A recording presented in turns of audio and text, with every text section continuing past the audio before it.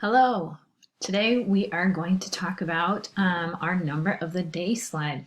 So starting next week, every day you'll have a different number of the day to do. And so I just wanted to walk through what that process is going to look like. So we're just going to go step by step each day. So we're going to start with just the word form part of this today. And I'm going to post some resources for you and also just explain what is happening. So this is our number of the day slide right here. So you'll have a link to this daily, on each of our lesson plans and also on the Google page, So the number of the day will be posted in this lovely box right here.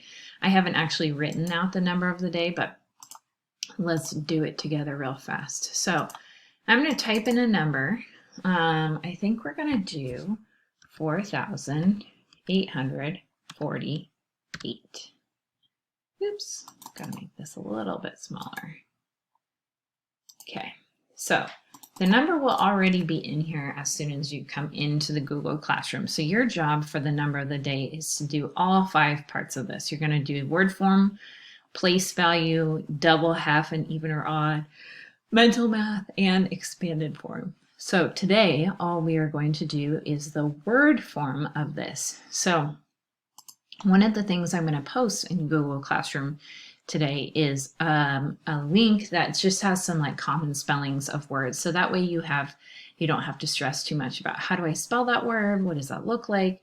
Any of those things. So you'll notice that at the top of this page, it says virtual number of the day whole. So you have a whole number. If there's a decimal number, it'll say decimal here. And then this will look slightly different.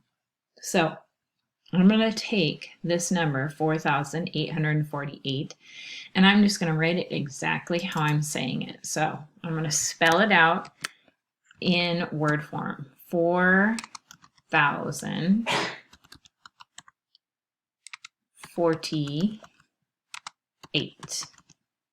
And the reason we're having you practice this is if you have to write checks, because at some point in your life you most likely will have to write a check, you have to be able to write out that number on the check.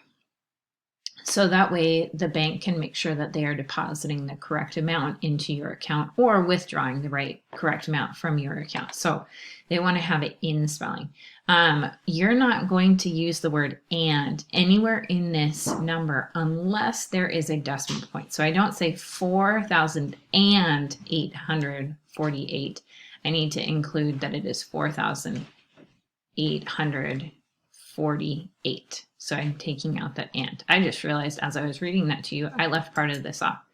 4,848. So there's, I want to make sure I have all of it. See, you guys, even though you're not in front of me, I still make mistakes. So that's all we're doing today.